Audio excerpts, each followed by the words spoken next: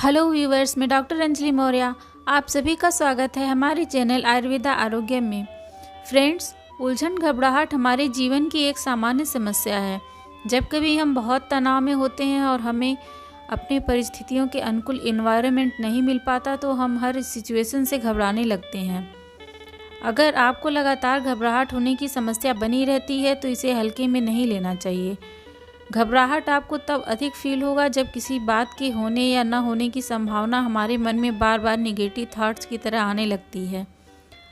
आइए अब हम बात करते हैं कि कैसे व्यक्ति के मन में घबराहट उत्पन्न होती है और इसका हमारे शरीर पर क्या प्रभाव पड़ता है। फ्रेंड्स, अगर हम अपने आप को आधुनिक परिवेश में एक कंप्यूटर से तुलना करें तो हम पाएंगे कि हमारा शरीर एक हार्डवेयर, मन सॉफ्टवेयर और हमारा दिमाग या ब्रेन प्रोसेसर की तरह काम करता है। इसका अर्थ ये हुआ कि मानव का शरीर एक कंप्यूटर की तरह वर्क करता है। जैसे कंप्यूटर में सीपीयू और ह्यूमन में ब्रेन या मस्तिष्क एक जैसे कार्य करते हैं। हमारा ब्रेन तभी शरीर में कोई कार्य करता है जब हमारा मन उसे करने को कहता है। यानी हमारा मन, या जिसे हम दिल भी कहते हैं, बहुत पुराने समय से कहते आए हैं कि हमारा मन नहीं कर रहा या हमारा दिल नहीं कर रहा। मन बहुत परेशान है, दिल में ये बात लग गई, या दिल है कि मानता नहीं, या मन घूमने को कर रहा है। दरअसल में मन और दिमाग दोनों अलग अलग चीज़ें हैं। क्या आपने यह सोचा हम ऐसा क्यों कहते हैं? दरअसल में हमारा मन ही हमारा दिल है। जैसे कि मान लीजिए, अगर कोई बात अचानक जो हमारे अनुकूल या प्रतिकूल है हमारे मन में पहले आती है और हम उसे सोचकर अचानक घबरा जाते हैं और दिल धड़कने लगता है या पाल्पिटेशन होने लगता है, तो हार्ट उसी हिसाब से ब्लड सप्लाई शरीर को करने लगता है। जैसे कंप्यूटर का हार्डवेयर चाहे जितना अच्छा हो, जब तक सॉफ्टवेयर नहीं डालेंगे वो नहीं चलेगा। बिल्कुल वैसे ही हमारा मन है। जब तक हम अपने मन को अच्छा और हेल्दी नहीं रखेंगे, शरीर भी बीमारियों से ग्रसित होता रहेगा।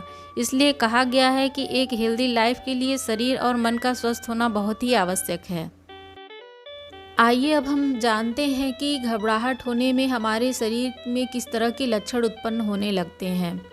झटके लगना, कांपना, मुंह सूखना, हाथों में पसीना आना, अचानक से ठंड या गर्मी का महसूस होना, मांसपेशियों में तनाव के अलावा पीठ से जुड़ी कई समस्याएं हो सकती हैं। महिलाओं में घबराहट प्रेगनेंसी में और मेनोपॉज की अवस्था में अधिक देखने को मिलती है। कुछ लोगों के अंदर हमेशा विचार चलते रहते हैं, जबकि हम सभी को मालूम होना चाहिए कि दिन भर में आधे से ज़्यादा समय हमारा मन पुरानी बातों को रिवाइज करने में और भविष्य को सपनों में खोया रहता है। हमें अपनी एनर्जी को चिंता में बिताकर वेस्ट नहीं करना चाहिए। हम जितना प्रेजेंट में रहेंगे उतना अधिक अपने कार्य को अच्छे से कर पाएंगे। सो फ्रेंड्स, हमें हर हाल में अपनी सोच को सकारात्मक रखना चाहिए और अपने काम के अलावा ज़िंदगी को खुशी के साथ एंजॉय करना चाहिए। हमारे शरीर में सभी तरह के घाव भरने की क्षमता होती है।